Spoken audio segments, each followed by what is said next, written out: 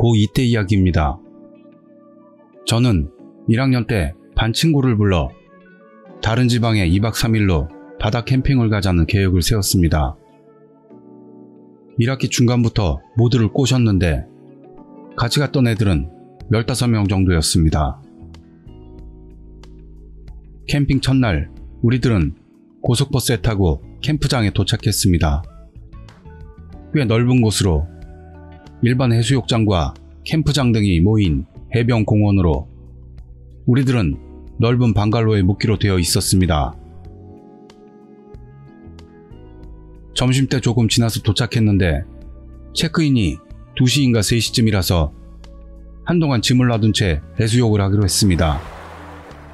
그곳은 물이 얕아서 발이 닿지 않게 되는 곳에서 조금만 헤엄쳐서 가면 테트라포드로 만들어진 방파제까지 갈 수 있었습니다.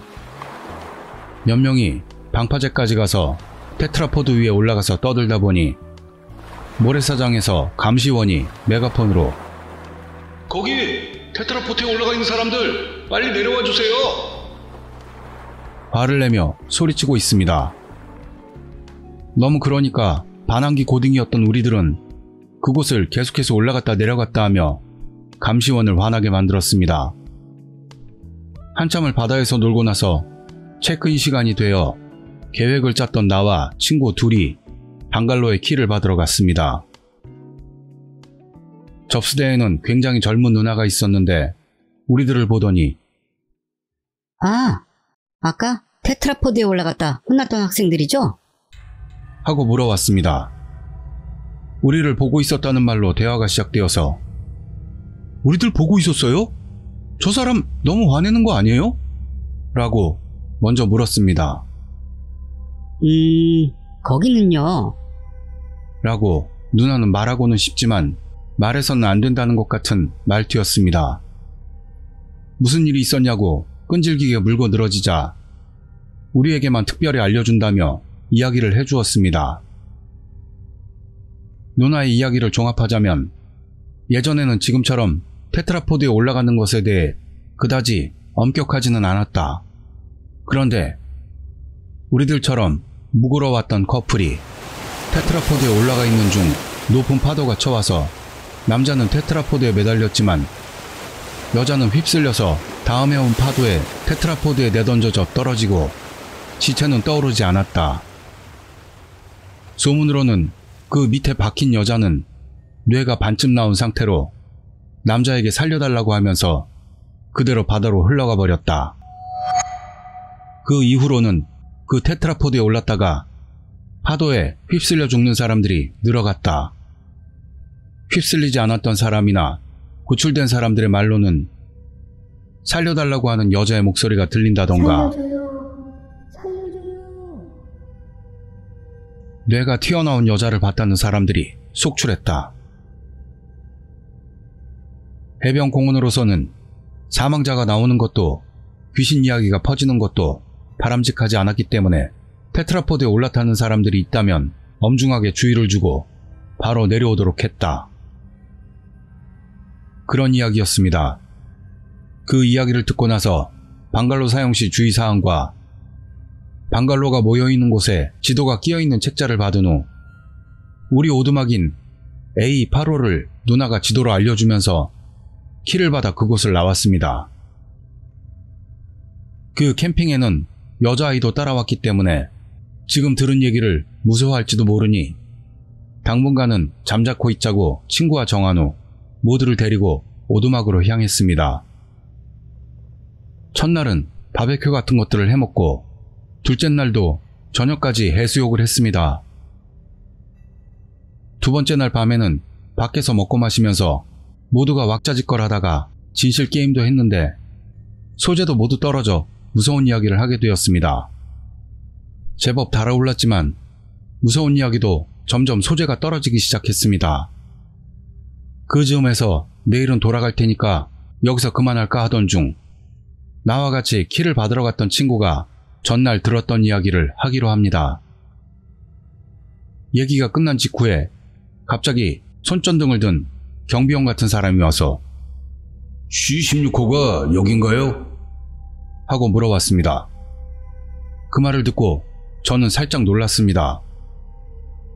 우리들 중 하나가 책자의 지도를 보면서 C16호는 바로 여기 있어요. 옆에 있네요. 라고 대답했지만 그것을 들은 저는 저도 모르게 그 커플이 묵었던 데가 C16호 같은데? 라고 말해버리고 말았습니다.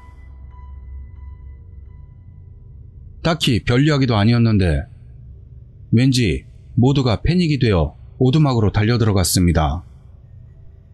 저는 누나에게서 그 커플이 묵었던 오두막이 몇 호인지를 들었는데 A와 C라서 멀게만 느껴졌기 때문에 별로 신경 쓰지도 않았습니다. 그러나 방갈로 호실의 앞에 붙어있는 알파벳은 방 크기를 나타내는 것으로 장소는 관계없었습니다. 방갈로에 들어가 잠시 안정을 취한 후 근데 아까 경비원은 왜 C16호실을 물어본 거야? 아무도 없을 텐데? 라는 말이 나왔습니다. 그러자 다른 녀석이 아니요 누가 있었어. 뭔가 무섭긴 하지만 커플이 어제부터 있었는데? 라고 말했습니다. 그러자 또 다른 아이는 아무도 없었어. 주위에 아무도 안 묵으니까 시끄럽게 떠들어도 되겠다고 생각했었어. 라고 합니다. 모두에게 물어보니 묵고 있는 커플을 본 쪽과 아무도 없었다는 쪽이 반반 정도로 나뉘었습니다.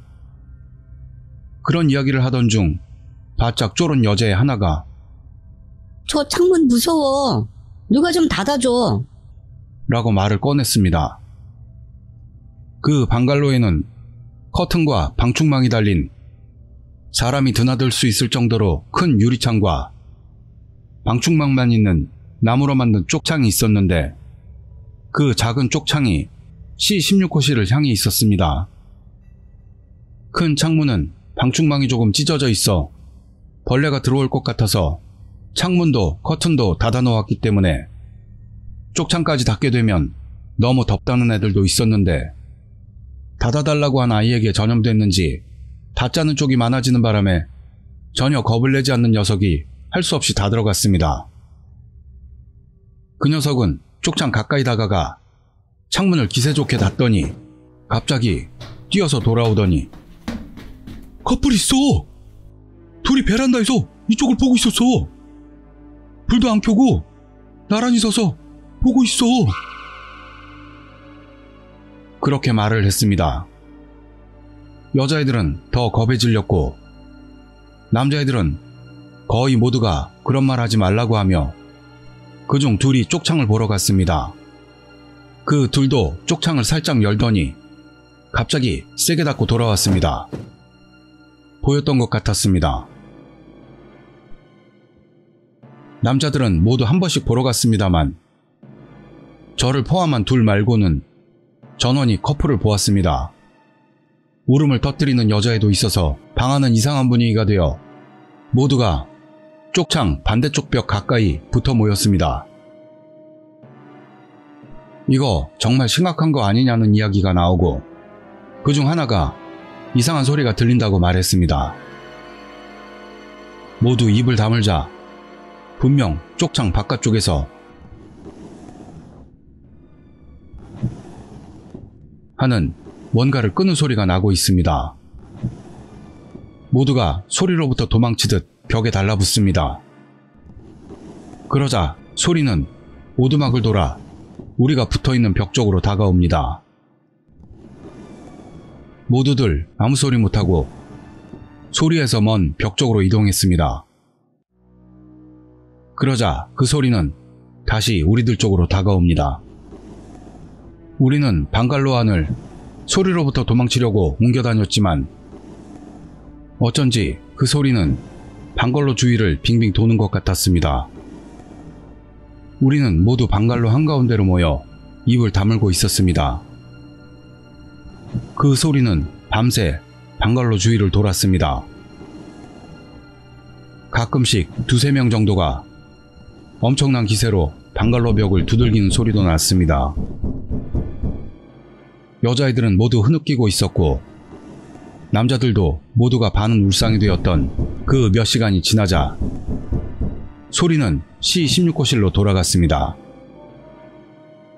그리고 조금 있다가 커튼 사이로 아침 햇살이 들어왔는데 그 소리는 아침이 되도록 들렸나 싶었는데 그동안 우리들은 아무도 잠에 들 수가 없었습니다.